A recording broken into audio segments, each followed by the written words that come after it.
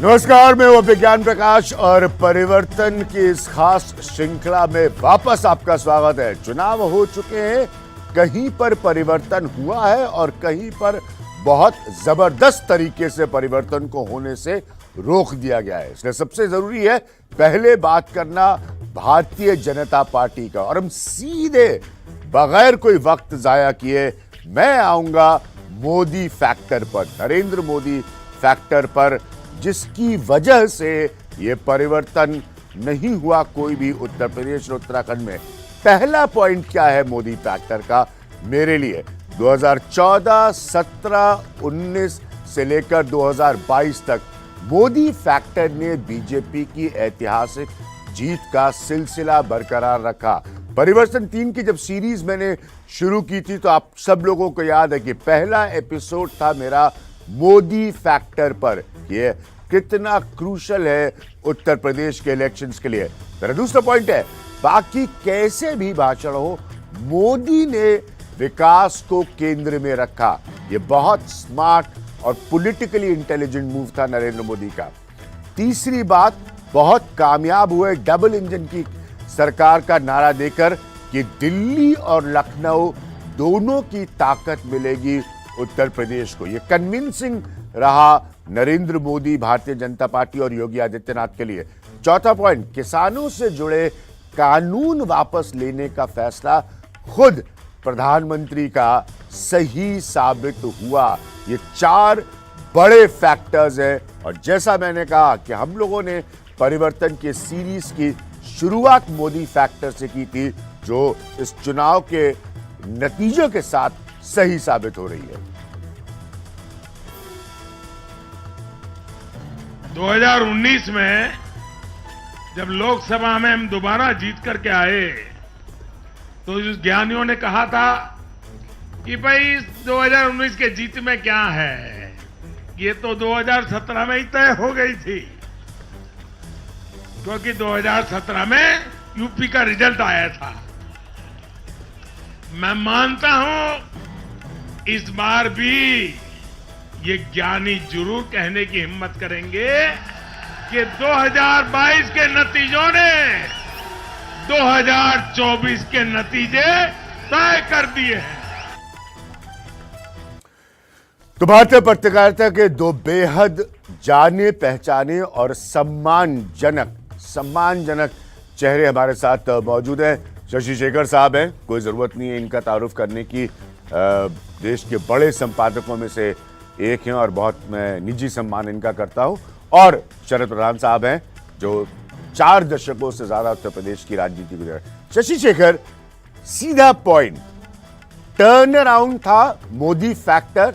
14, 17, 19, अंततः 22 भी डिलीवर करके दिया भारतीय जनता पार्टी को।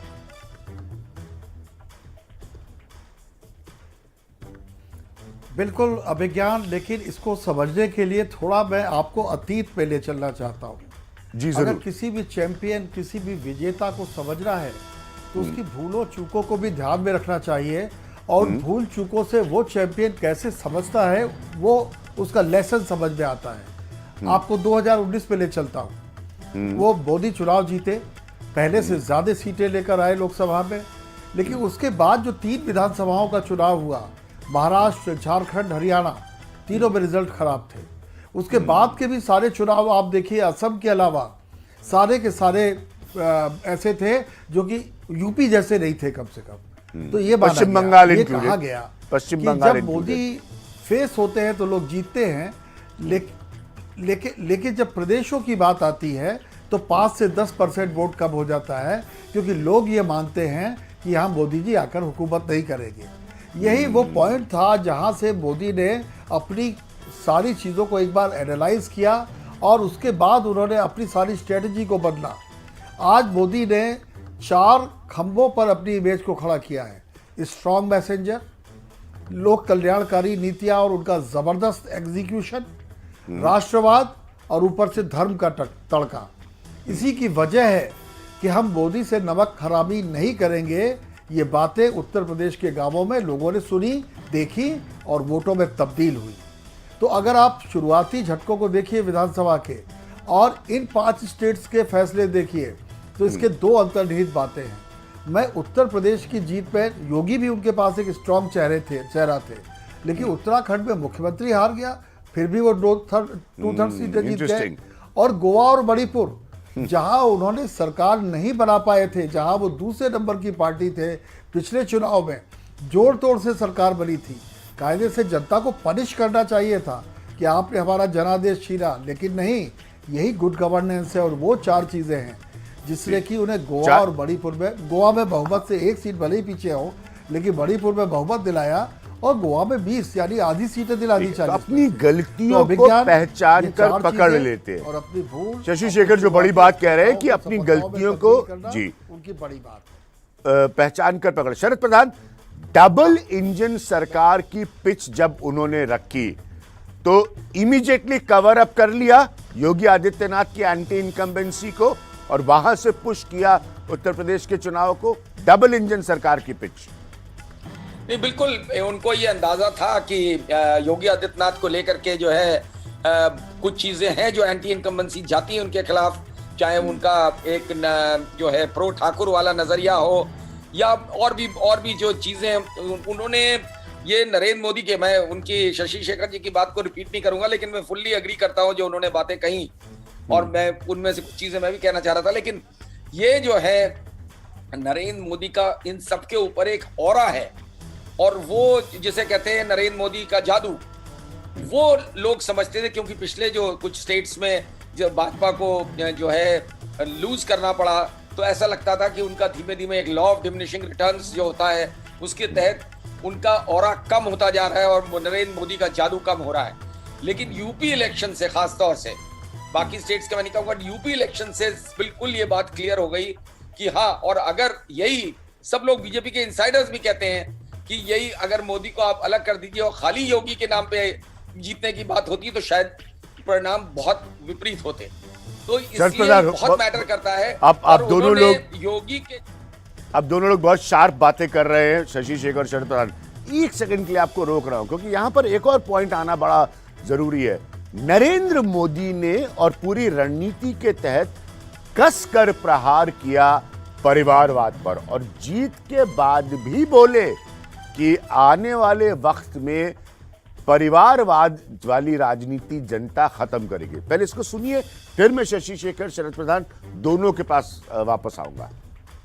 ये मेरे शब्द लिख करके रखिए दोस्तों, एक न एक दिन ऐसा आएगा जब भारत में परिवारवादी राजनीति का सूर्यास्त ये देश के नागरिक करके रहेंगे। इस चुनाव में देश के मतदाताओं ने अपनी सूझबूझ का परिचय दिखाते हुए ये क्या होने वाला है इसका इशारा कर दिया है। शशि शेखर, शरद प्रधान दोनों साथ बने। शशि शेखर, सीधा सवाल, आप अपनी पार्टी में जितिन प्रसाद की भी एडजस्टमेंट कर रहे हैं, ज्योतिरादित्य सिंधिया की भी एडजस्टमेंट कर रहे हैं, अंत में आरपीएन सिंह को भी ले आए, खूब परिवारवादी आपके यहाँ पनप रहे हैं, अनुराग ठाकुर, प्रमोद महाजन की लड़की, ये सब। उसके बाद ये इतना छाती ठोक के नरेंद्र मोदी कैसे परिवारवाद के खिलाफ बोल पाते हैं?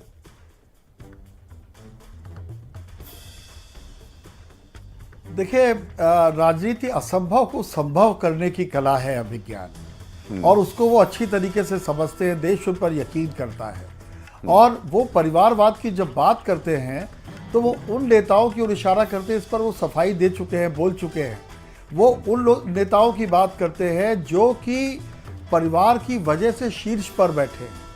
वो ये कहते हैं कि जो हमारे यहाँ जो परिवारवादी नेता हैं उन्हें काडर से आना पड़ता है, उन्हें लड़ाई लड़नी पड़ती है, उन्हें संघर्ष करना पड़ता है, और वो कोई पार्टी के अध्यक्ष वगैरह नहीं है, लेकिन ये तो आजीवन अध्यक्ष है, आजीवन पार्टी के नेता है, उनका ये कहना है।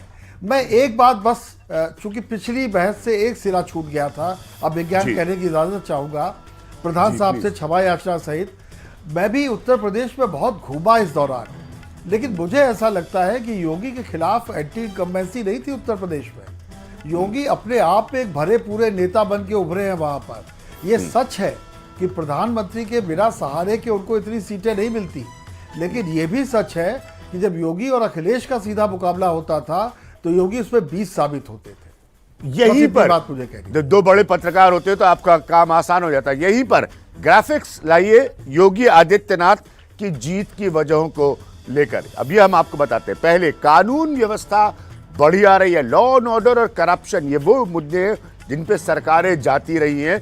तो कानून व्यवस्था बहुत बढ़िया रही है, ये पिच कामयाब रही योगी आदित्यनाथ के लिए कि माफिया राज वापस नहीं आएगा। दूसरी बात, बीजेपी के हिंदुत्व के कार्ड की वजह से राम मंदिर उनके कार्यकाल में बनना शुरू हुआ, इस बात का फायदा मिला खासतौर पर अवध में। ये बीजेपी ब्रांड ऑफ हिंदुत्व।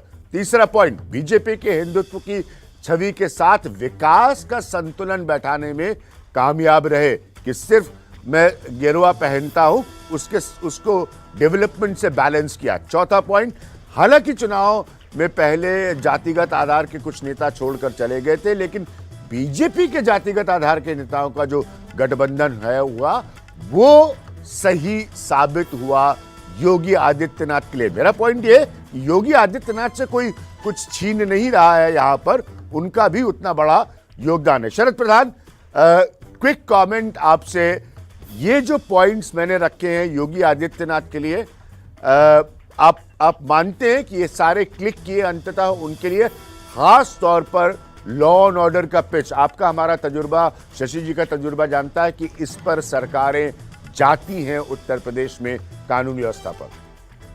देखिए, ये इसमें एक चीज, और मैं एक चीज छोटी सी कमेंट उसमें करना चाहूंगा, जो पिछले प्रधानमंत्री की बात हो रही थी परिवारवाद वाली, उसमें एक चीज गौर करिए कि वो अभी भी उनका अटैक जब परिवारवाद पे होता है वो अधिकतर कांग्रेस के लिए होता है, हालांकि कांग्रेस कितनी भी मरी हालत में हो।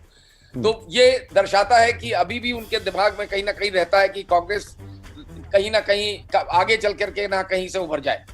दूसरी बात, अब की बार ये बात इसलिए चिपक गई अखिलेश यादव के खिलाफ भी, जबकि अखिलेश यादव ने काफी कोशिश करी थी चेंज करने की, और परिवार में खुद ही उनके जो झगड़ा हो गया उस चक्कर में उनके यहाँ का परिवार तो बात तो वैसे ही खत्म हो गया था। लॉ एंड ऑर्डर की पिच, सर जी थोड़ा वक्त मैं आ रहा हूँ लॉ एंड ऑर्डर की पिच। हाँ, बिल्कुल अभिज्ञान भैया ये कहना चाहिए, ये इसमें एक और बड़ा फैक्टर है जो इन चीजों को मैसेजिंग की बात, जितनी प्रोपेगेंडा जिस तरीके से योगी आदित्यनाथ ने किया उसका कोई जवाब नहीं।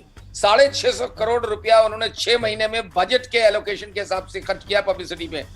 तो बहुत सी बात जो हाफ ट्रूथ भी होता है, अर्ध सत्य भी होता है, वो भी लोगों तक जिस तरीके से उसकी बमबारी की जाती है। तो लॉ एंड ऑर्डर इतना दुरुस्त नहीं है, करप्शन फ्री गवर्नमेंट नहीं है, लेकिन उसका मैसेज यही जा रहा है।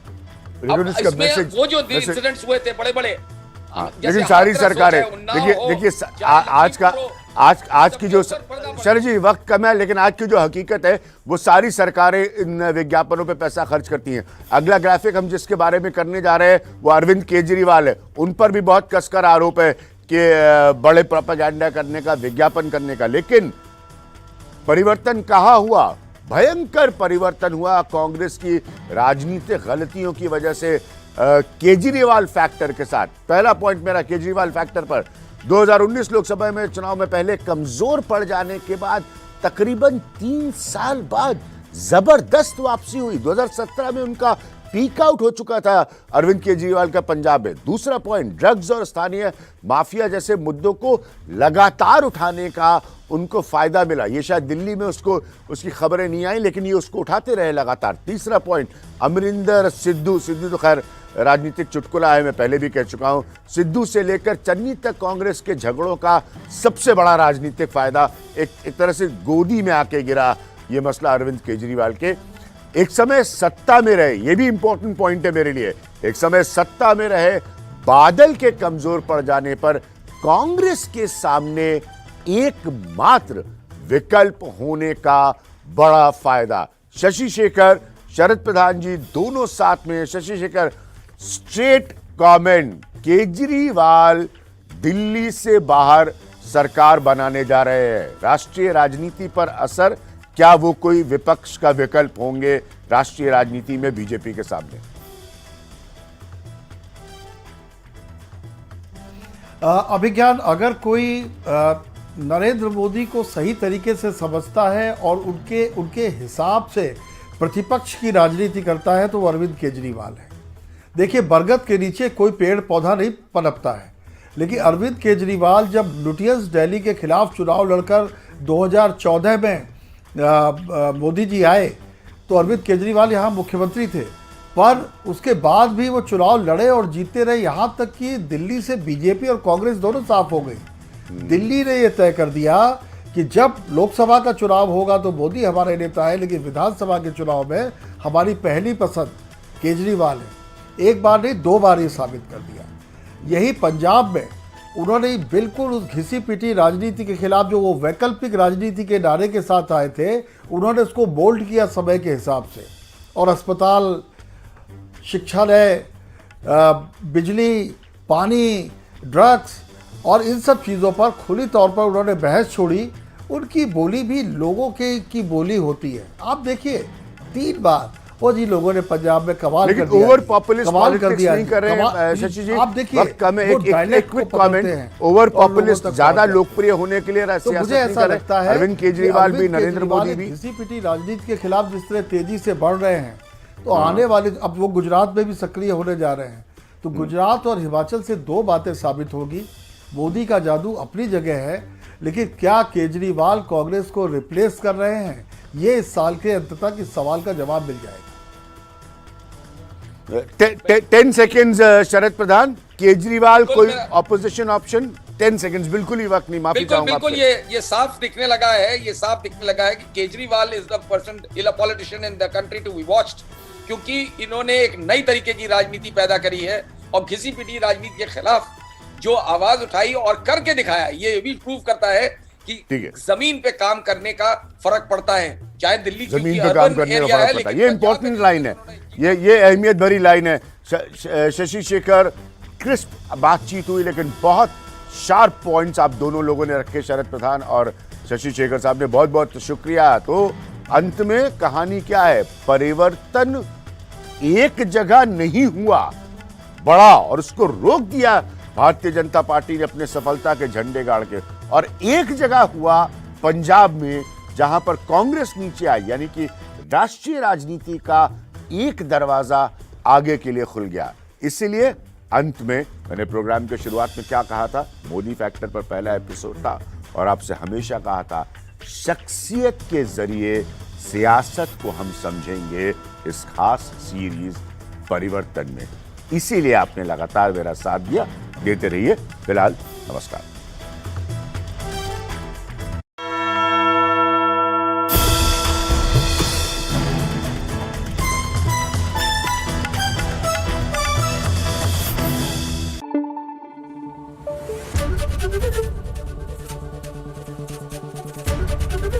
एबीपी न्यूज आपको रखे आगे।